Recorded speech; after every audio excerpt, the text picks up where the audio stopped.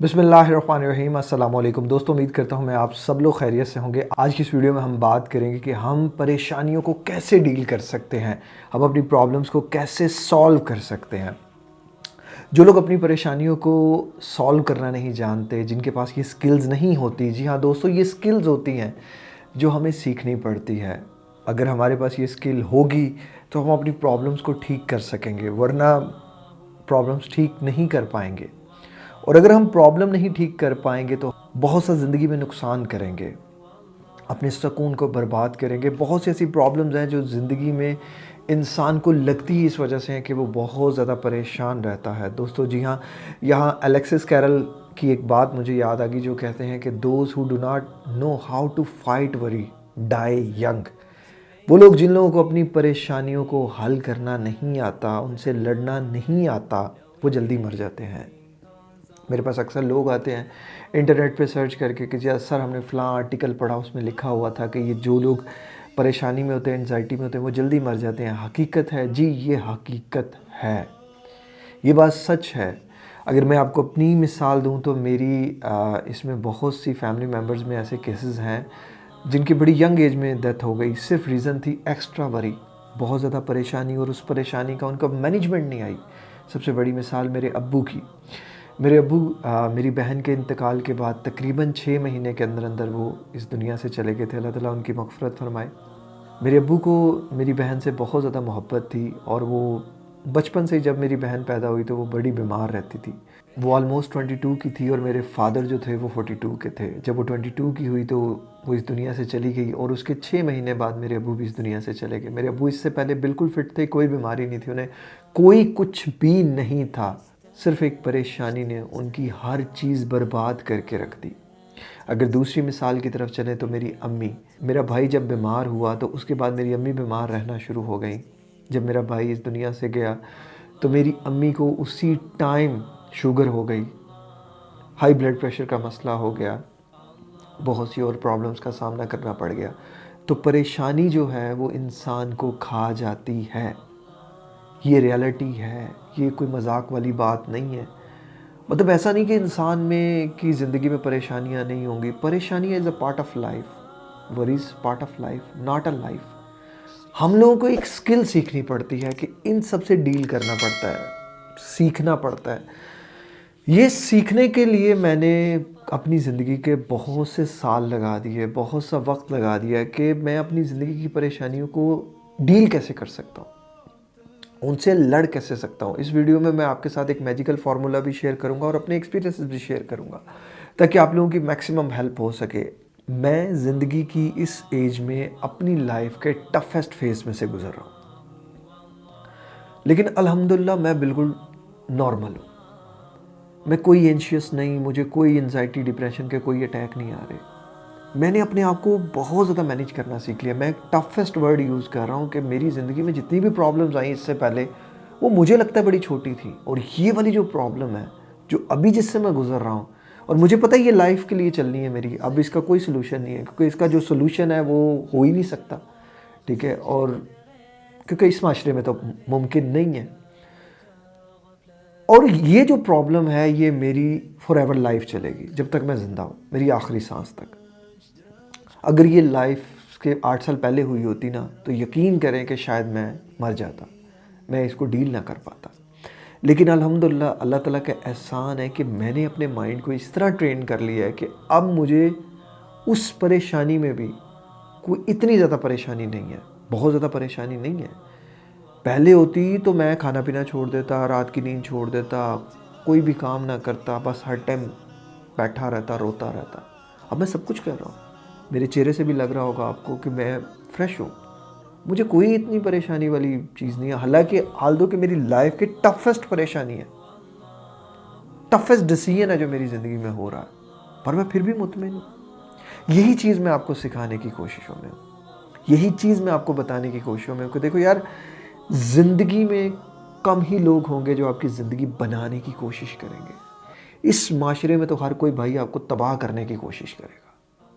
जितना मर्जी आप लोगों के साथ सिंसेयर होकर देख लो, कोई आपके साथ सिंसेयर नहीं होगा। तो भाई अगर तुम्हारा सबसे अच्छा कोई दोस्त है ना अल्लाह के बाद इस दुनिया में, तो वो तुम्हारी अपनी ज़ात है। अगर तुमने अपनी ज़ात को दुख दे दिया ना, तो तुम समझो कि तुमने अपने बहुत प्यारे दोस्त को अजियत दे दी, अजियत दे दी। हम लोग जो सेंसिटिव लोग होते हैं ना, हमारा मसला ये होता है कि हमें कोई उफ भी कर देना, हम उसकी उफ को भी बर्दाश्त नहीं कर पाते, क्योंकि हमने अपने माइंड को ट्रेन नहीं किया होता। मैं अक्सर वीडियोस में कहता हूँ, ट्रेन योर ब्रेन, अपने माइंड को ट्रेन करो यार, इसकी साइकोलॉजी को समझो, इसकी मैथोलॉजी को समझो, इसकी वर्किंग पॉलिसीज को समझो। असल में जब भी हमारे कोई नेगेटिव ख्याल आता है या जो कोई चीज़ इस तरह की जो हमें तंग करती है, वो नॉर्मली हमारी जो न्यूरोलिंग्विस्टिक प्रोग्रामिंग की रूह से अगर आप देखें तो उसमें 3 चीज़ें होती हैं, फाइट, फ्लाइट और फ्रीज़। या तो आप उसको देख के उससे डर जाएं, या वहाँ सुन्न हो जाएं, या उससे जो है वो भाग जाएं। यही 3 हालतें होती हैं। लेकिन एक जो चीज़ मैं समझता हूँ इस सबसे जो ऊपर है, वो चीज़ है मुस्कुरा दो। अपने आप को बता दो कि यार मेरे लिए ये इंपॉर्टेंट नहीं है चीज़, मुझे नहीं फ़र्क पड़ता। जब आपको फ़र्क नहीं पड़ता ना, तो माइंड आपका उस चीज़ को सोचने लग पड़ता है कि यार इस बंदे को तो इस चीज़ से फ़र्क ही नहीं पड़ता, मैं अभी काम का इसको इस तरफ उलझा रहा हूँ। आपका माइंड थोड़ा सा ट्रैप में आ जाता है। माइंड को ट्रैप में रखोगे ना तो खुश रहोगे, वरना ये तुम्हें ट्रैप में रखेगा, क्योंकि ये एक बेलगाम घोड़ा है। अगर ये अपनी तरह दौड़ता रहा तो भाई तुम्हें दौड़ाता रहेगा। तुम इस पे बैठो, ज़िंदगी फ़तह करो, लाइफ फ़तह करो, लाइफ में कामयाबी हासिल करो। आज अगर 10,000 कमा रहे हो तो इसे 10 लाख पे लेके जाओ।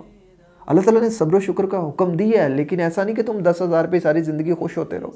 और भाई आने वाली लाइफ का सोचो, बच्चों का सोचो, मुस्तकबिल का सोचो। अगर तुम्हारे पास ज़्यादा तो दूसरों में बांटो। ऐसा नहीं कि तुम खुद ही खाने के लिए पैदा हुए हो इस दुनिया में, नहीं। लाइफ इसके बारक्स है मेरे भाई। तो ज़िंदगी में जिसके पास ज़िंदगी है भाई, उसकी ज़िंदगी में परेशानियां तो होंगी। अगर सुकून चाहिए तो फिर वही बात है कि सुकून तो सिर्फ कब्र में ही है, वहाँ भी मालों की बात ही होगी। तो ये चीज़ें हैं, आपको अपनी वरीज़ को डील करना आना चाहिए। मैं यहाँ आपको एक छोटा सा इंसिडेंट सुनाता हूँ, जिसकी मैजिकल फार्मूला जिसकी बेस पे इन्वेंट हुआ था। बेसिकली ये विलिस कैरियर का एक फार्मूला है जिसे मैजिकल फार्मूला कहा जाता है, solving of problem and worries. तो इसकी इन्वेंशन कैसे हुई थी? विलियस कैरियर जो कि एक अमेरिकन इंजीनियर थे और वो कंपनीज़ के लिए काम करते थे। जो पहला उनका प्रोजेक्ट था, जब उनको प्रोजेक्ट मिला कि उन्होंने एक कंपनी में गैस किट्स इंस्टॉल करनी है, गैस डिवाइसेस इंस्टॉल करनी है, तो जो उस एग्रीमेंट में जो चीज़ें तय हुई थी वो सारी चीज़ें उन्होंने पढ़ी, उस पर साइन किए। मिलियंस डॉलर का प्रोजेक्ट था, उन्होंने वो सारी चीज़ें उनको करके दे दी। जब वो किट्स इंस्टॉल हो गई, इंस्टॉलेशन के बाद कंपनी को काफ़ी ज़्यादा प्रॉब्लम्स का सामना करना पड़ा। कंपनी से इन्हें कॉल की, और जब इस बंदे को कॉल आई और जब इस बंदे को पता चला कि यार जो चीज़ें मैंने कमिट की थी वो तो चीज़ें वैसे काम नहीं कर रही, तो ये बंदा तो परेशान हो गया। और जब आप परेशान होते हैं तो सबसे पहली चीज़ क्या जाती है आपकी? भूख, नींद, सुकून, हर चीज़ ख़त्म, मज़ा ख़त्म हो जाता है। इस बंदे के साथ भी यही हुआ और इसकी ज़िंदगी में यही चलना शुरू हो गया, ये परेशान रहना शुरू हो गया। एक दिन इसने सोचा कि यार ऐसी क्या परेशानी है जो मुझे इतना डरा रही है। इसने बैठ के सोचा कि ज़्यादा से ज़्यादा क्या हो जाएगा, कंपनी मुझे उम्र कैद तो नहीं करवा सकती, कुछ भी ऐसा नहीं करवा सकती जो मुझे डेंजरस हो। हाँ, ये होगा कि कंपनी में शायद, मार्केट में शायद मेरा नाम ख़राब हो जाए या मुझे कोई प्रोजेक्ट ना मिले, लेकिन इसके बरक्स मेरा कोई जानी नुकसान नहीं होने वाला। तो उसने पहली चीज़ उसको कहा कि सबसे बुरे से बुरा क्या होगा। दूसरी चीज़, उसने उस बुरे से बुरे को एडमिट कर लिया।